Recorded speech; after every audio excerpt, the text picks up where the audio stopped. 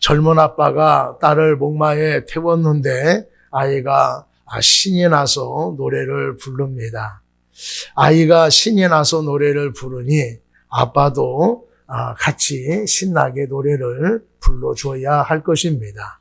근데 아빠가 신나게 노래를 부르는 것이 아니라 아빠의 두 눈에는 눈물이 흐릅니다. 아이가 신나서 노래를 부르는데 왜 아빠의 눈에서는 눈물을 흘릴까요? 금방 병원에서 나왔는데 이 아이가 장애아라고 하는 진단을 받았습니다. 딸은 앞으로 다른 아이들과 달리 장애아로 살아야 합니다. 그것을 생각하니까 너무나 마음이 아팠던 것입니다. 자신의 잘못 같아서 아이의 얼굴을 쳐다보지도 못합니다. 앞날이 걱정이 되어져서 하염없이 눈물이 흐릅니다. 아이와 함께 무슨 일만 있었으면 좋을 텐데 다른 아이들처럼 평범하게 성장해 가도 참으로 감사한 일인데 뜻하지 않게 이런 일을 당했기 때문에 당혹스러웠습니다. 자신의 힘으로 어떻게 해줄 수 없었기 때문에 안타까워 울음만 나왔던 것입니다. 세상을 살다 보면은 기쁠 때도 있고 슬플 때도 있습니다. 좋은 일도 있지만은 충격적인 사건을 겪기도 합니다. 그래서 웃는 날도 있을 것이고 때로는 울기도 합니다. 성경에 보면은 예수님께서 우신 기록이 3번 나옵니다. 첫 번째는 나사로가 죽었을 때에 예수께서 눈물을 흘리시더라라고 말씀을 하고 있습니다. 가깝게 지난 친구가 세상을 떠나게 되어지자 예수님께서 눈물을 흘리신 것입니다. 그 다음은 겟세마네 동산에서 하나님을 향하여서 통곡하고 눈물로 간구하신 적이 있습니다. 그리고 오늘 본문에 보면은 예수님께서 예루살렘의 성을 보시고 우셨다라고 말씀을 하셨습니다.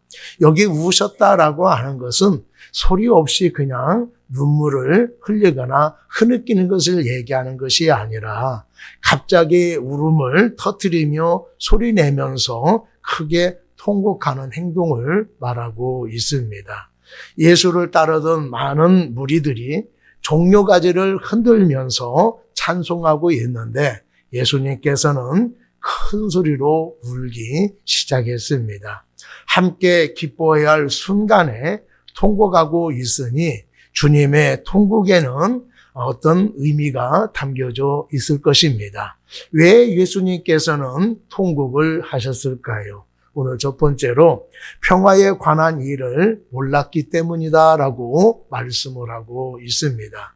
예수님께서 많은 사람들이 호산나를 외치면서 환영하는 가운데 예루살렘을 향해 들어가고 있기 때문에 즐거워하고 만족해야 할 것입니다. 그 분위기에 맞춰서 예수님도 함께 기뻐해야 할 것입니다.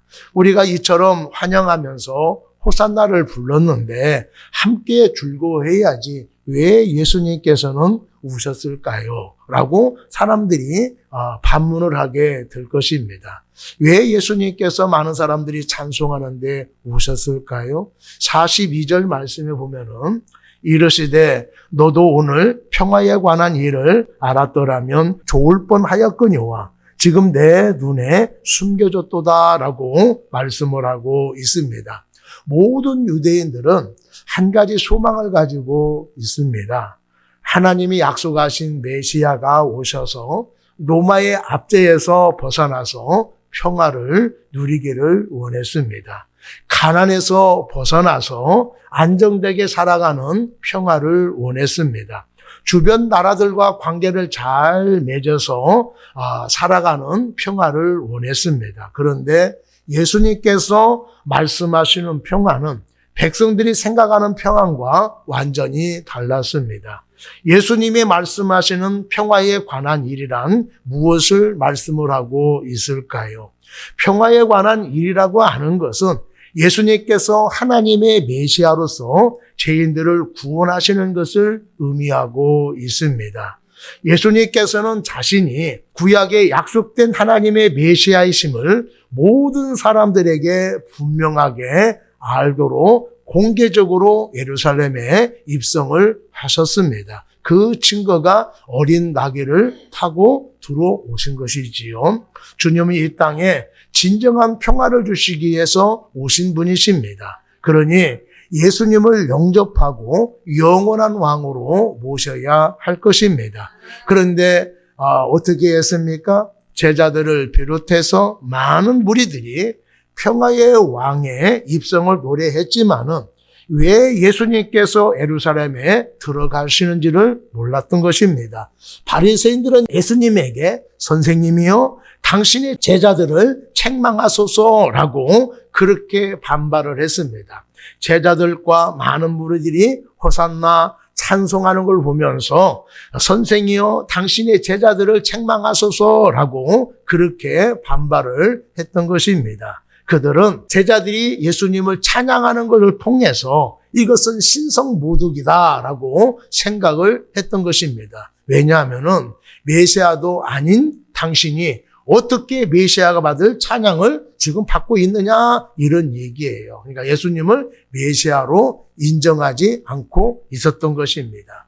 사람들은 평화의 도시라고 하는 예루살렘에 살고 있음에도 불구하고 하나님이 주시려고 하는 평안을 알지 못했습니다. 세상이 주는 평안은 주어짐으로 인해서 얻는 평화예요. 물질을 얻었다든가 좋은 일이 있다든가 해서 우리에게 기쁨이 있고 평화가 있게 되어지는 것이지요. 그런데 우리에게 주어진 것이 사라지면은 기쁨도 평안도 없어지게 되어지는 것입니다. 그런데 주님이 주시는 평안은 얻어짐으로 인하여서 얻는 평안이 아니라 죄 씻음을 통해서 얻어지는 평안이에요. 예수님께서 평안에 관한 일을 알지 못했다라고 하는 것은 예수님이 예루살렘에 입성해서 십자가에 돌아가심으로 인하여서 그 보혈의 피로 우리의 죄가 씻음으로 인하여서 우리에게 오는 그 평화를 알지 못했다라고 하는 것입니다. 그래서 그 안타까운 상황을 보시고 예수님께서 눈물을 흘리시는 것이에요. 세상에서 무언가를 얻어서 평화를 얻으려고 하지만은 진정 하나님께서 죄 용서함을 통해서 우리에게 주시려고 하는 평화를 알지 못했다라고 하는 것이지요.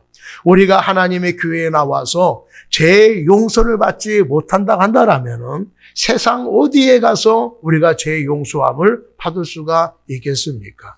많은 종교가요, 복을 얘기합니다. 잘 사는 것을 얘기합니다. 그러나 죄에 대해서는 침묵하고 있다는 것을 여러분들 기억을 하셔야 돼요. 죄 용서함 받을 수 있는 유일한 길은 교회에 나와서 하나님의 복음을 받아들여서 예수님을 영접함으로 인하여서 죄 용서함 받을 수가 있는 것입니다. 십자가에 돌아가신 그 예수님을 통해서만 오로지 구원함을 받을 수 있다라는 것을, 죄 용서함 받을 수 있다는 사실을 아는 여러분이 되기를 바랍니다. 여러분, 우리가 짓는 죄는요, 결국 죽음으로 우리를 인도할 수밖에 없습니다. 죄는요, 살아도 죽을 맛을 보면서 살아가고 있는 거예요. 죄 용서를 받지 못한다 한다라면은 우리 모두 다 하나님의 심판을 통해서 죽을 수밖에 없습니다. 그러나 우리가 죄 용서를 받게 되어지면은 심판을 받지 않고 구원을 받을 수가 있습니다. 죄 사함을 받으면은 우리가 이루 말할 수 없는 기쁨과 평안함이 찾아오게 되어집니다.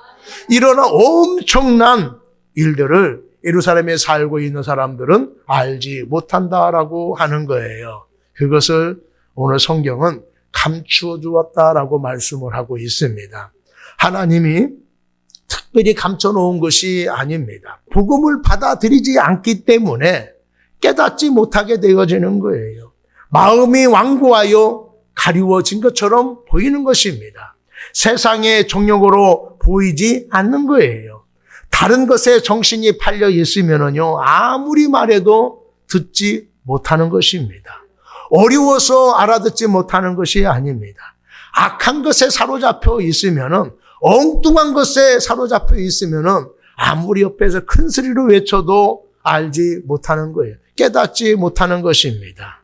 무수한 제약으로 가려워진 눈을 열어야 될 줄로 믿습니다. 세상의 욕망으로 완악하여졌던 굳게 닫혀있던 마음을 여는 여러분 되기를 바랍니다. 나의 마음에 구원자이신 예수님을 모셔드리면은 우리의 영안이 띄어지게 되어지는 거예요. 사도 바울도 아나니아가 와서 안수했을 때에 눈에서 비늘 같은 것이 떨어졌다라고 말씀을 하고 있어요. 사고가 바뀌었다는 것입니다. 영적인 눈이 떠졌다는 얘기예요. 영적인 눈이 떠지니까 그렇게 예수를 핍박하던 그 사도 바울이 예수님은 하나님이요 나의 구원자라고 많은 사람들에게 증거하는 삶을 살게 되어졌다라고 하는 것이지요.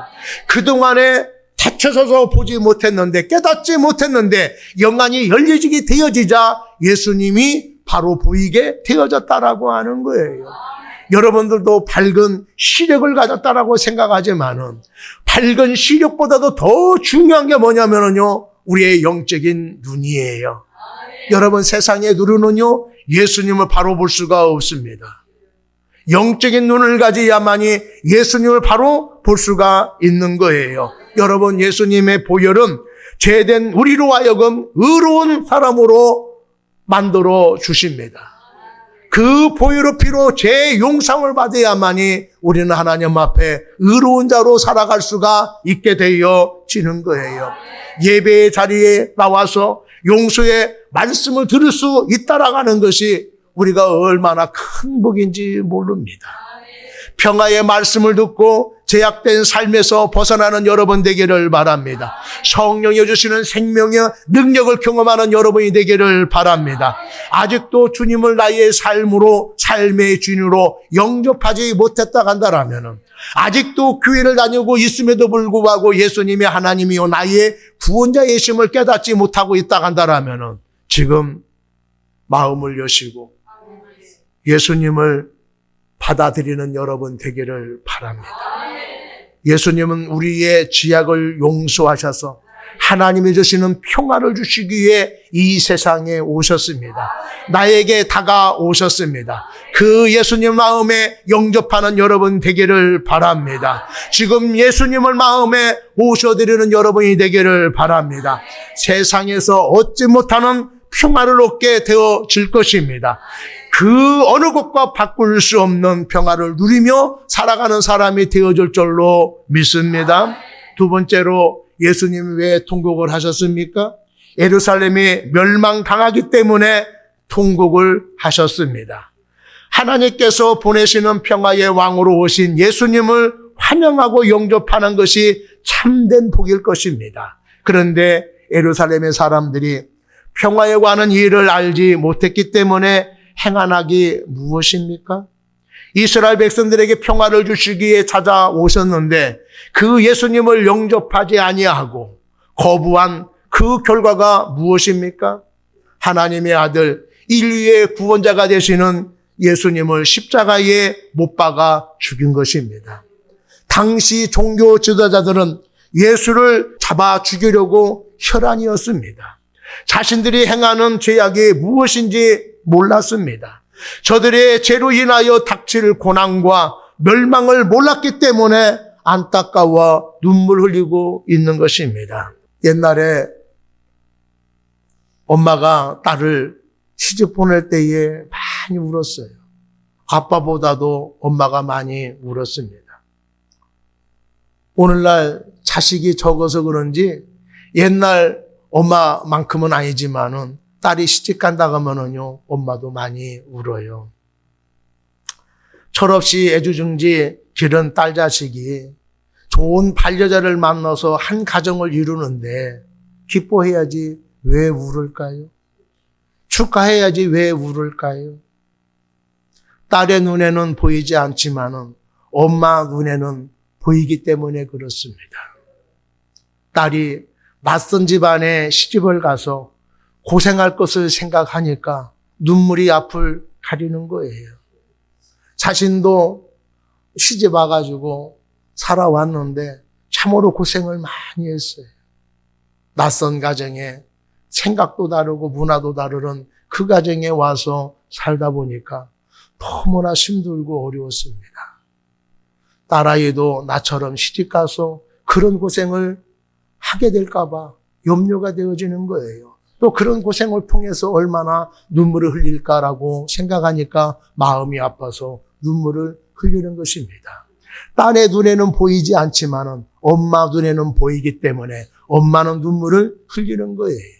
여러분, 예루살렘에 살고 있는 사람들은 예루살렘의 멸망이 보이지 않지만은 예수님의 눈에는요, 예루살렘의 멸망이 보이기 때문에 안타까워 눈물을 흘리는 것입니다.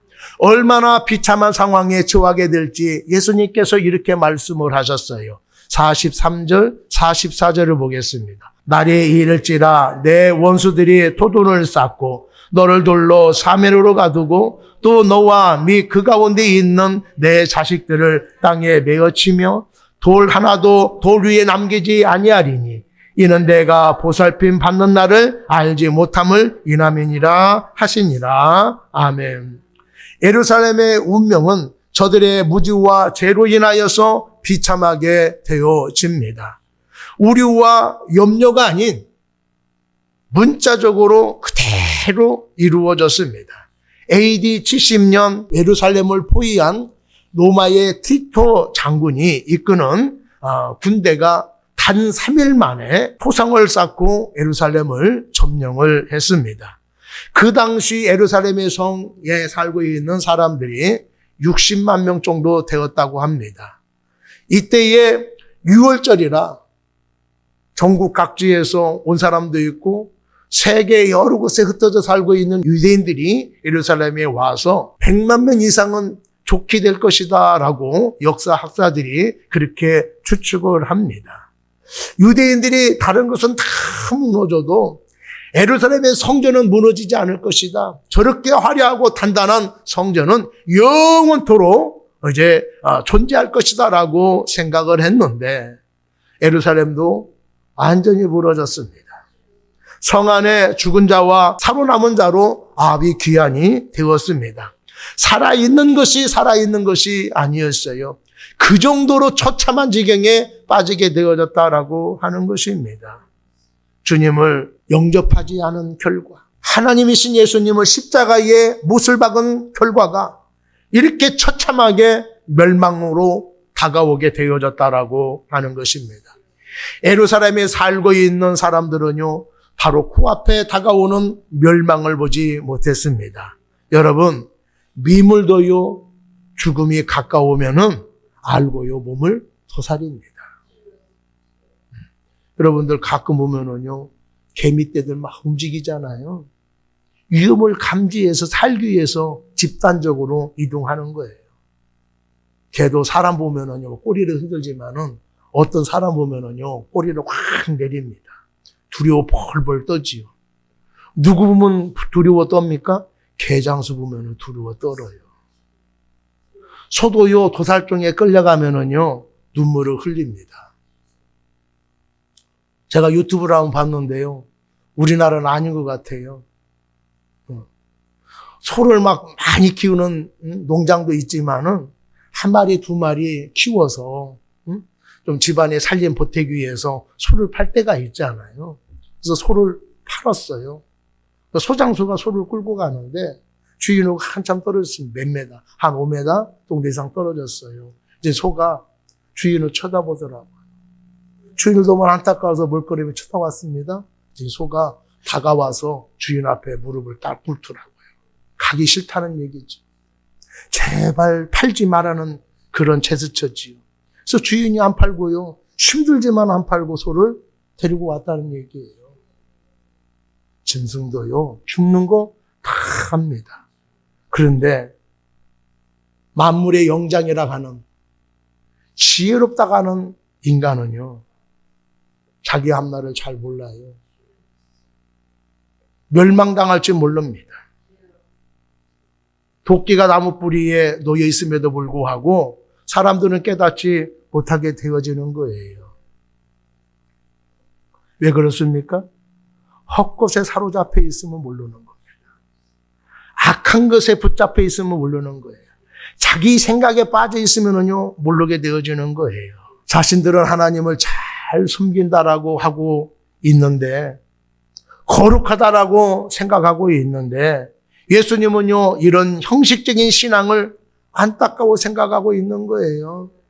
예루살렘이 왜 멸망하느냐? 하나님께 거룩한 제사를 드려야 되는데 악한 것이 자리 잡고 있어요. 하나님의 말씀이 그들의 신앙의 뿌리가 되어지고 기준이 되어야 되는데 하나님의 말씀을 버리고 장로들이 유전이 진리인 것처럼 신봉하고 있는 거예요. 거룩하게 하나님을 섬겨야 되고 이웃을요 사랑함에도 불구하고 그렇게 한다라고 말을 하지만 실상은요 거룩하지 못하고 썩은 내가 진동하는 그러한 삶을 살고 있는 거예요. 그러면서 하나님 앞에 거룩한 채 하는 그 가식적인 신앙을 보면서 하나님은 더 이상 참지 못하고 예루살렘을 멸망시켰다라고 하는 것입니다. 예루살렘이 멸망당하실 것을 내다보면서 예수님은 너무 안타깝게 생각해서 통곡하시는 모습을 보면서 우리가 깨달아야 될 것이 무엇입니까? 예수님은 이처럼 모든 것을 정확하게 아시는 분이다라고 하는 거예요. 장래에 어떤 일이 일어날지 다 알고 계십니다. 예루살렘의 과거의 죄악도 알고 있었고요. 현재의 부족함도 아셨습니다. 예루살렘에 살고 있는 지도층들이 유선적인 그 유선과 교만함을 다 알고 있었던 거예요. 그리고 그들의 과거와 현재와 장래를 다 알고 있었습니다. 그렇기 때문에 더 이상 기다리지 못하고 예루살렘을 멸망시켜 버린 거예요. 여러분, 우리들의 유선적인 모습을 보면서 예수님이 안타까워하고 있지는 않을까요? 우리의 유선적인 신앙의 모습을 보면서 예수님께서 안타까워 눈물을 흘리고 있지는 않을까요? 하나님을 잘 섬긴다 하면서도 하나님을 알지 못했고 하나님의 아들을 십자가에 대어 주었습니다. 하나님을 잘 믿는다 하면서도 하나님을 알지 못했어요. 하나님을 믿는 사람이라고 볼 수 없을 정도로 그렇게 행동하고 살고 있지는 않습니까? 여러분, 교회 안에서나 교회 밖에서나 똑같은 사람들이 있어요. 아직 거듭나지 못한 사람들이지요. 복음의 말씀을 듣고 깨달으면은요, 달라지려고 애를 씁니다. 근데 아직 거듭나지 못하면은 말씀이 들어오지 않아요. 말씀이 잘 들리지 않습니다. 그런 분들 말고 교회를 오래 다녔다라고 하는 사람들, 주님을 만났다라고 하는 사람들, 말씀을 통해서 은혜를 받았다라고 하는 사람들, 교회 안에서와 교회 밖에서의 모습이 다르면 안 됩니다. 교회 안에서만 거룩하면 안 돼요. 교회 안에서 거룩하면은요, 교회 밖에서도 거룩해야 됩니다. 내가 주님의 몸된 교회에 와서 말과 행동을 조심하면은요, 나의 삶의 자리에서도 말과 행동을 조심해야 됩니다. 그런데 교회 안에서는요, 사람들이 나를 쳐다보는 눈이 많기 때문에 말과 행동을 조심합니다. 그런데 교회 밖에서는요, 내가 교회 다니는지 잘 모릅니다. 그렇기 때문에 말과 행동을 함부로 할 때가 있어요. 그렇게 살다가 주님 앞에 와서 거룩한 모습으로 하나님 앞에 예배를 드립니다. 하나님은 그 예배를 받지 않으셔요. 그 예배를 드리는 모습을 보면서 너무나 안타까워하시는 것입니다. 형식적이요, 가식적이요, 위선적인 그 모습에 예수님 너무나 안타까워서 눈물을 흘리고 계시다라고 하는 거예요. 이런 분들은요, 기다리다가 회개하지 않으면은 하나님이요, 심판하셔요, 징계하셔요. 이런 어리석은 사람이 되지 않기를 바랍니다. 가장 불쌍한 사람이 누군지 아십니까? 복음을 전해도요, 듣지 않고 고집을 부리는 사람이에요. 다른 건 버려도 예수님 버리면 안 됩니다. 꼭 붙잡아야 됩니다 라고 얘기해 줘도요, 사람들의 말을 듣지 않아요. 나는 다른 사람과 달라서 예수님 없어서 삽니다. 은혜 없어서 살아요. 성령 역사도요, 내 힘으로 얼마든지 잘할 수가 있습니다. 하나님이 인도해 주지 않아도 내가 잘 찾아갑니다. 라고 장담하는 사람들. 여러분, 얼마 못 갑니다. 하나님과 떨어진 인생, 하나님의 복음을 거부하는 인생, 아무리 잘 산다 하더라도 그 인생은 죽은 인생입니다. 여러분들, 복음을 붙잡고 주님이 주시는 평안함을 누리는 여러분 되기를 바랍니다. 무엇 때문에 염려가 되어집니까? 앞날이 불안합니까? 자식들 때문에 고생이 되어지나요? 사업이 염려가 되어집니까? 여러분, 그런 불안감이 있어요? 세상의 것을 통해서 그 불안감을 해결할 수가 없습니다. 복음을 통해서 예수님을 영접함으로 인하여 하나님이 주신 그 평안함이 내 마음에 가득할 때에 우리는요, 아무것도 없어도요, 행복하고요, 감사하는 삶을 살아갈 수가 있게 되어지는 거예요. 여러분, 지혜 있는 사람은요, 생명의 복음을요, 기쁘게 받아들이는 사람이에요. 여러분, 복음을 통해서 멸망이 아닌 승리자로 살아가는 여러분이 되기를 바랍니다. 구원자 예수님을 영접하여 죽음이 아닌 영생을 누려갈 수 있는 우리 모두가 되기를 바랍니다. 세 번째로, 보살핌을 받는 날을 알지 못했기 때문에 예수님께서 통곡하셨다라고 말씀을 하고 있어요. 예수님께서는 예루살렘이 이렇게 멸망당할 것을 내다보시면서 통곡하였습니다. 그리고 예루살렘이 그토록 처참하게 멸망당하게 될 것을 내다보면서 이렇게 말씀을 하셨어요. 44절 하반절 보겠습니다. 이는 내가 보살핌 받는 날을 알지 못함을 인함이니라, 이렇게 말씀을 하고 있어요. 여기서 보살핌을 받는 날이라고 하는 것은 세번역에 보면요, 이렇게 번역해 놓았습니다. 하나님께서 너를 찾아오시는 때, 이렇게 번역하고 있어요. 그러니까 보살핌을 받는 날은 하나님의 나를 찾아오시는 때, 이것을 얘기해요. 그러면은 이 날은 하나님께서 이스라엘을 구원하기 위해서 메시아로 찾아오신 날을 가리키는 것입니다. 이스라엘은 오랫동안 메시아를 기다려 왔지 않습니까? 그러나 막상 메시아이신 예수님께서 오셨을 때에 그들은 메시아를 거부함으로써 구원받지 못하고 심판을 받게 되었습니다. 예수님께서 자신이 메시아, 평화의 왕이심을 공개적으로 나타나며 예루살렘에 입성하는 것은 그들에게 구원받을 수 있는 기회였습니다. 또한 심판의 경고이기도 했습니다. 평화의 왕, 죄인을 구원하러 오시는 메시아가 오셨으니 그분을 영접하고 회개하라고 하는 것입니다. 그러면 구원을 받게 되어지는 거예요. 그러나 예루살렘은 메시아를 영접하지 않고 회개하지 않았기 때문에 심판을 당하게 되어지는 것입니다. 하나님이 육신을 입고 이 세상에 오셨어요.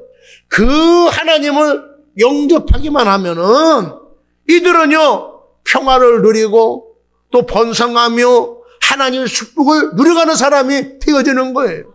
근데 하나님이 오셨음에도 불구하고 문전박대를 한 거고, 하나님이 오셨음에도 불구하고 하나님이 아니라고 십자가에 매달아 죽여버렸다라고 하는 겁니다. 그러니 예수님이 그것을 보면서 얼마나 기가 막히겠어요. 그러니 예수님의 이 눈물은 그냥 흘리는 눈물이 아니라 우리들을 사랑하는 그 마음에서 나오는 눈물이다라고 하는 것을 우리가 알 수가 있어요.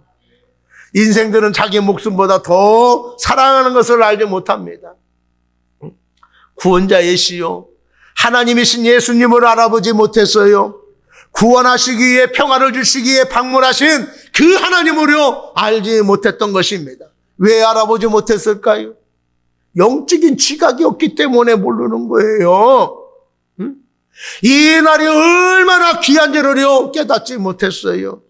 사람들은 눈이 있어도요 보지 못하고, 귀가 있어도 듣지 못하고, 마음이 있어도요 깨닫지 못하게 되어지는 것입니다. 근데 이 사람들이요, 돈에만 눈이 밝잖아요. 영적인 것에 눈이 밝아야 되는데 세속적인 게 눈이 밝고 이 돈에 눈이 밝고요, 다른 사람들의 허물을 들춰내는 데에는요 얼마나 눈이 밝은지 몰라요. 나의 진실된 모습은 바라보지 못하면서 남의 헛된 것은요, 허물면은요, 얼마나 잘 보이는지 모릅니다. 여러분, 신령한 일에 보지 못하고, 듣지 못하고, 알지 못하고 있는 거예요.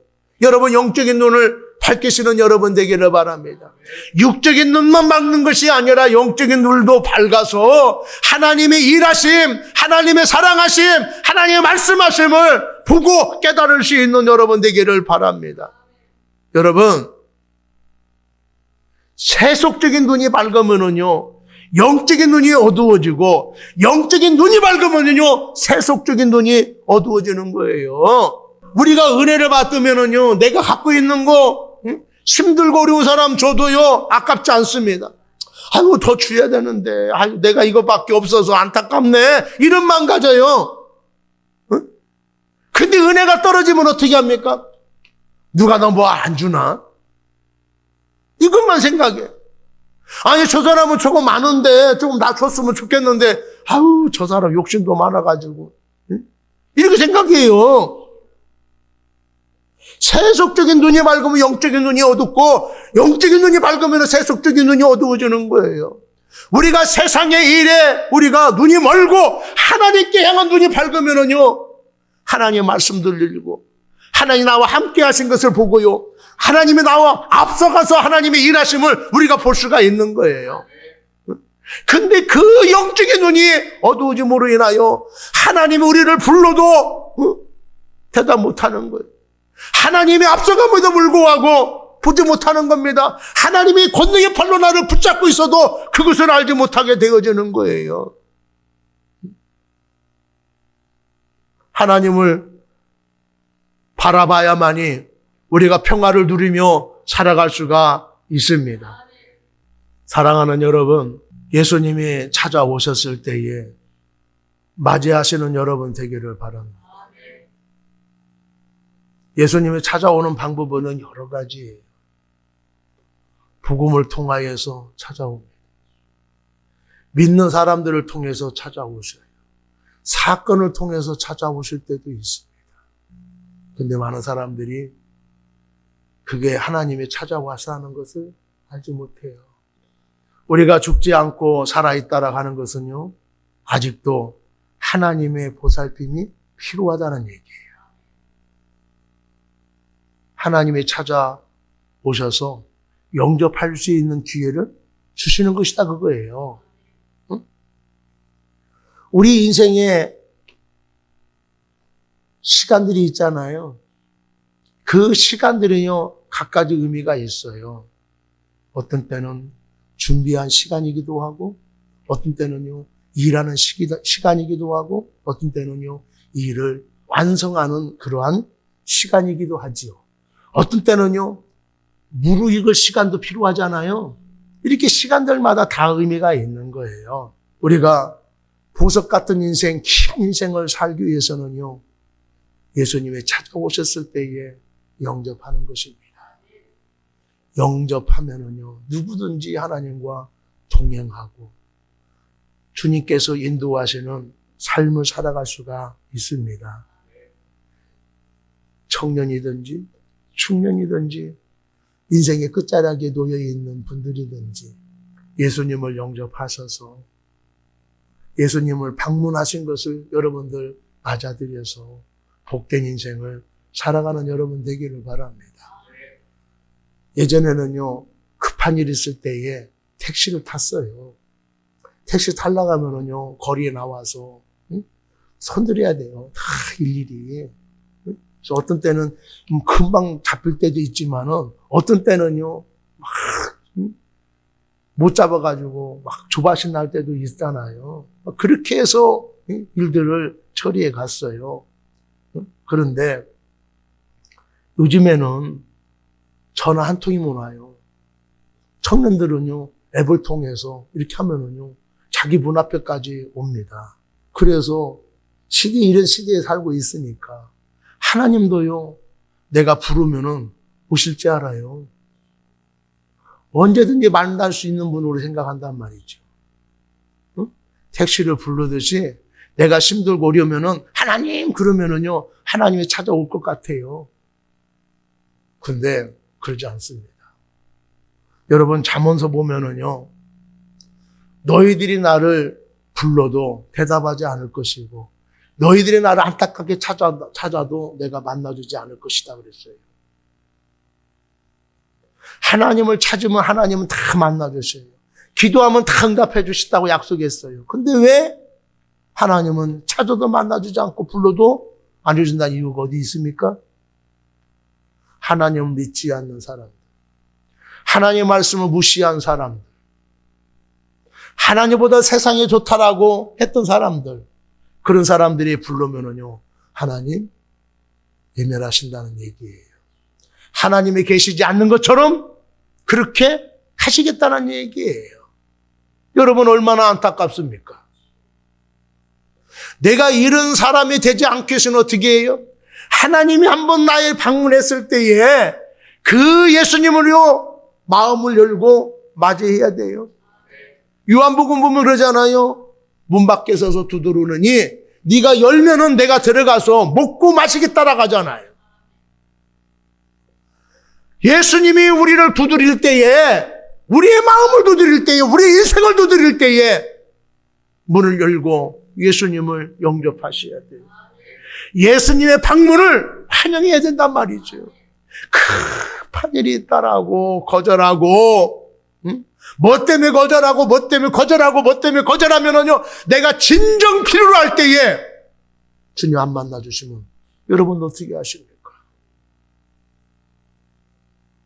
그것만큼 안타까운 것이 없어요. 항상 찾아오는 것이 아니에요.